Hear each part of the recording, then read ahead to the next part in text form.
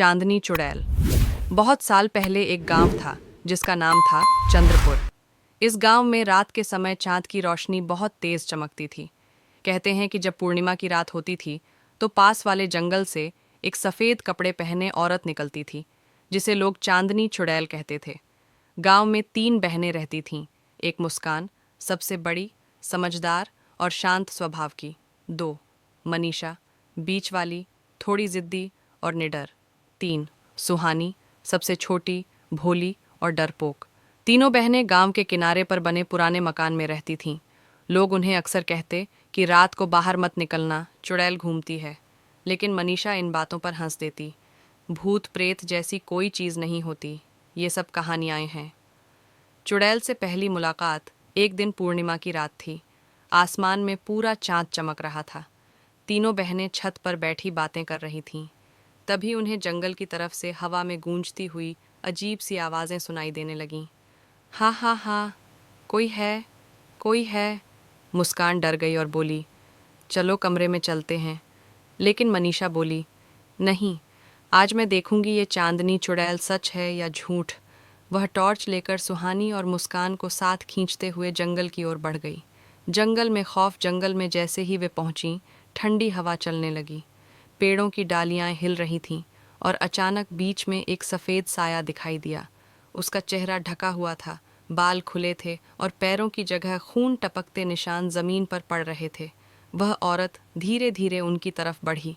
सुहानी चिल्लाई, दीदी, ये चुड़ैल है। मुस्कान ने कहा, भागो यहाँ से।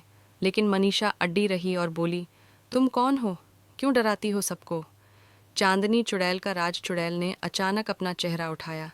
उसकी आंखें लाल जल रही थीं और ज़ुबान लंबी बाहर निकली हुई थी। उसकी आवाज़ गूंज उठी, मैं हूँ चांदनी, इस गांव की बेटी जिसे लोगों ने जिंदा जला दिया था।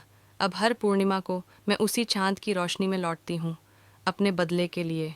वह चीखते हुए बोली, तुम तीनों में से एक आज मेरे साथ जाएगी। डर और संघर्ष। सुहानी ज़मीन पर गिर गई और रोने लगी। मुस्कान ने भगवान का नाम लेकर मनीषा को खींचा। चुड़ैल अचानक तेज़ी से उड़कर उनके सामने आ गई और सुहानी को पकड़ लिया। तभी मुस्कान ने अपनी दादी से सुनी एक बात याद की, चांदनी चुड़ैल आग की लौ से डरती है। उसने मनीषा को इशारा किया। दोनों ने जल्दी से पास पड़े सूखे लकड़े जलाए। जैसे ही आग की लपटें उठीं, चुड़ैल जोर से चीखी, आ! और धुएं में बदलकर गायब हो गई। कहानी का अंत या शुरुआत। तीनों बहनें किसी तरह घर पहुंचीं। मुस्कान ने कसम खाई कि अब कभी रात को जंगल नहीं जाएंगी। सुहानी अभी भी डर से कांप रही थी, लेकिन मनीषा खिड़की से बाहर देखते हुए बोली, ये ख़त्म नहीं हुआ।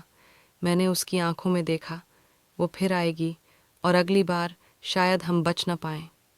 उस रात के बाद भी गांव में आज तक लोग कहते हैं कि पूर्णिमा की रात को चांदनी चुड़ैल की हंसी जंगल से गूंजती है और कोई भी लड़की अकेली दिख जाए तो वह उसे अपने साथ ले जाती है। क्या आपको भी अपने नाम का भूतिया कहानी बनवाना है तो प्लीज़ मेरे चैनल को सब्सक्राइब करो और अपने नाम कमेंट में पी कर दो।